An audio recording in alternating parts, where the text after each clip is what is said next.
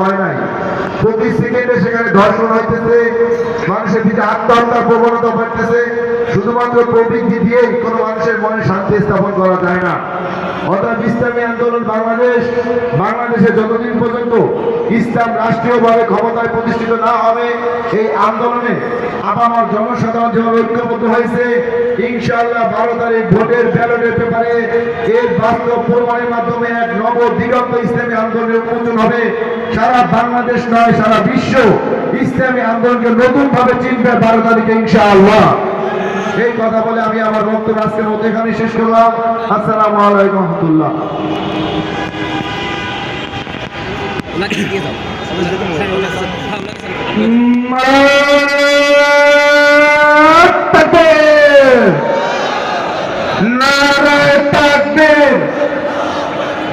ইসলামী আন্দোলন বাংলাদেশ জিন্দাবাদ জিন্দাবাদ। সারা বাংলাদেশে শান্তির কোন প্রতীক আছে? বাংলাদেশের সর্বত্র ইসলাম প্রতিষ্ঠা করতে চায় এমন কোন প্রতীক আছে? এদেশের গরিব দুঃখী মেহনতি মানুষের কোন প্রতীক আছে? সেই মার্কা এবার যাবে সারা দেশে, ঢাকায়, কুমিল্লায়, রংপুরে, 11তে, 12তে, 14তে, 16তে, 17তে, 18তে গরিব দুঃখী এবার হবে। জোর হলো না, আর জোরে আওয়াজ করে হাত দেখা এবার যাবে। হাত দেখা, আওয়াজ জোরে হাত দেখা, হাত দেখা। ইনশাআল্লাহ আগামীতে সংসদে সংগ্রামে সর্বত্র হাত দেখা এবার যাবে। আওয়াজ জোরে, জোর হলো না, আওয়াজ জোরে, আওয়াজ জোরে এবার যাবে সংসদে ইসলামের শরীয়তে ইনশাআল্লাহ।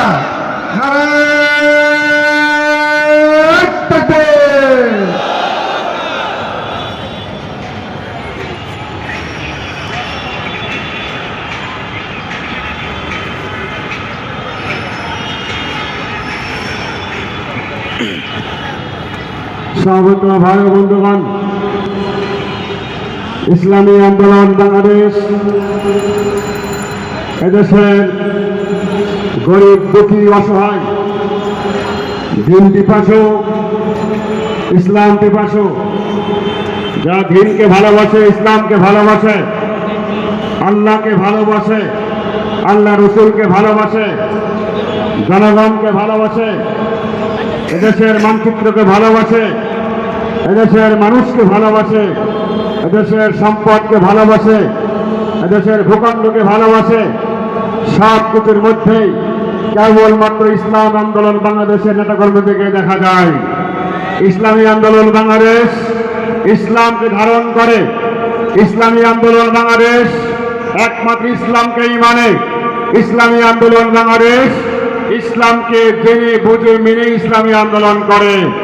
ইসলামী আন্দোলন ব্যক্তিশীল যারা রয়েছেন, ইসলামী আন্দোলন যারা সমর্থক রয়েছেন, যারা কর্মী রয়েছেন, যারা নেতা রয়েছেন, যারা প্রার্থী রয়েছেন, এদেশের মানুষের কল্যাণে সুখে দুঃখে সবসময় পাশে থাকার চেষ্টা করে। আমরা দ্ব্যর্থহীন কণ্ঠে বলতে চাই, যেহেতু বাংলাদেশে শতকরা 92 জন মুসলমান, মুসলমানরা ইসলাম মানবে, এটাই বাস্তব, এটাই সত্য কথা। মুসলমানরা ইসলামকে ভালোবাসবে, এটাই সত্য কথা। মুসলমানরা ইসলামকে ধারণ করবে, এটাই সত্য কথা।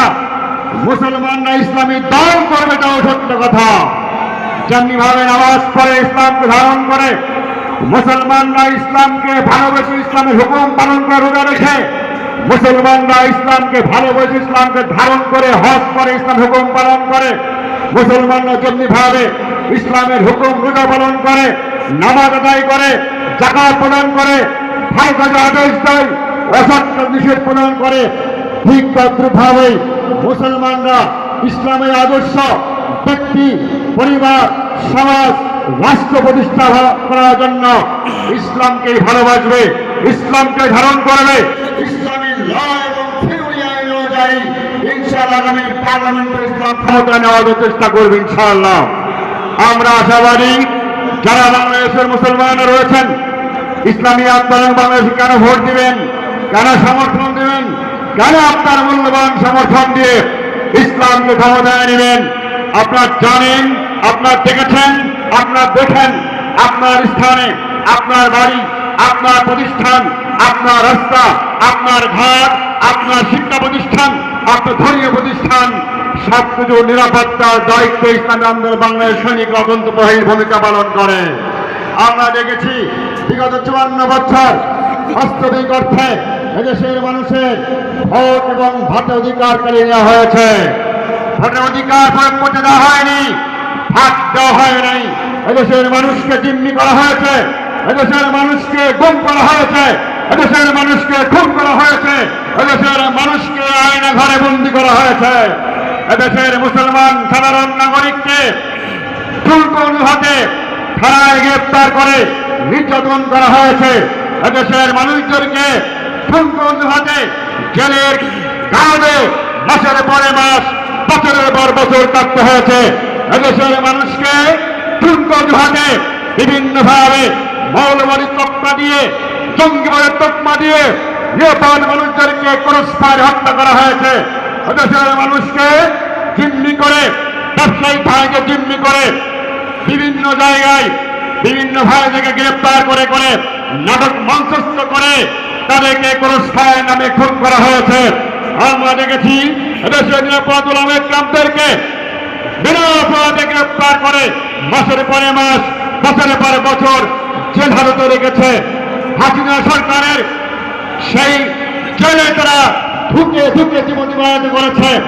আমরা বলতে চাই বিগত আগস্ট মাসের পর থেকে নতুন বাংলাদেশ বিনির্মাণের জন্য এদেশের ছাত্র জনতা ছেলে নিয়ে যারা জীবন দিয়েছে এদেশে একটা সুন্দর দেশ গড়ার জন্য, যেটা বিগত 54 বছরে হয়নি, সেই দেশের স্বপ্ন নিয়ে এদেশের ছাত্র জনতা, সাধারণ মানুষ, ছাত্র ছাত্রীরা, সাধারণ মানুষ, খেটে খাওয়া মানুষ, কর্মজীবী মানুষ, কর্মকর্তা মানুষ যখন এদেশের মানুষের ভাগ্যের পরিবর্তনের জন্য রাস্তায় নেমেছিল, তখন হাসিনা সরকারের পেটুয়া বাহিনী বাধা দিয়ে ঠিক রাখতে পারে নাই।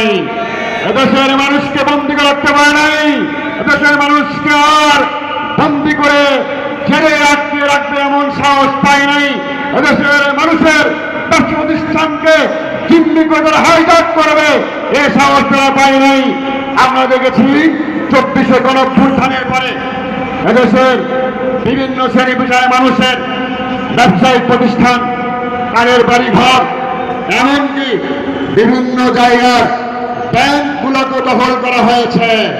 তা দখল করেছে এদেশের মানুষের ব্যক্তিগত সম্পদটা দখল করেছে, ব্যবসায়িক প্রতিষ্ঠানটা দখল করেছে, সরকারিভাবে খাস জায়গা তারা দখল করেছে।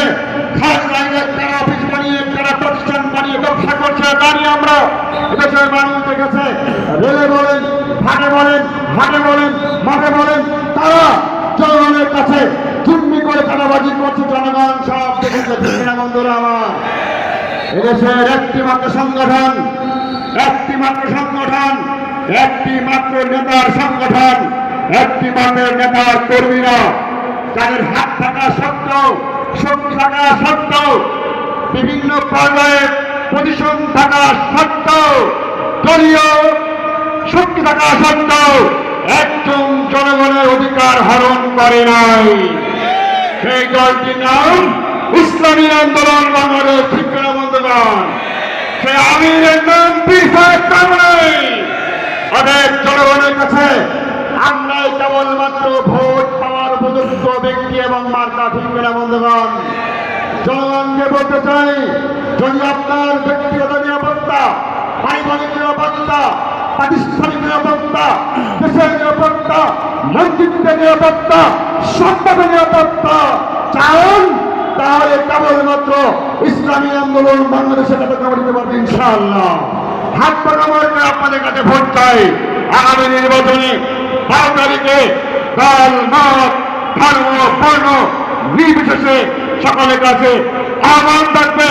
আসুন, 54 বছর দেখেছেন, একটি বার যেন দেখুন ইসলামী আন্দোলন বাংলাদেশের যতগুলি প্রার্থী যেভাবে দেওয়া হয়েছে যেখানে দেওয়া হয়েছে আপনার আসলে ইসলামের পক্ষে মানবতার পক্ষে দেশের পক্ষে আপনার মূল্যবান ভোট প্রয়োগ করে ইসলাম দেশ মানবতার প্রার্থীকে বিজয় দান করবেন এই আশা রেখে আপনাদের জানাচ্ছি আসুন আমাদের প্রোগ্রামের এই পর্যায়ে গুরুত্বপূর্ণ বক্তব্য রাখবেন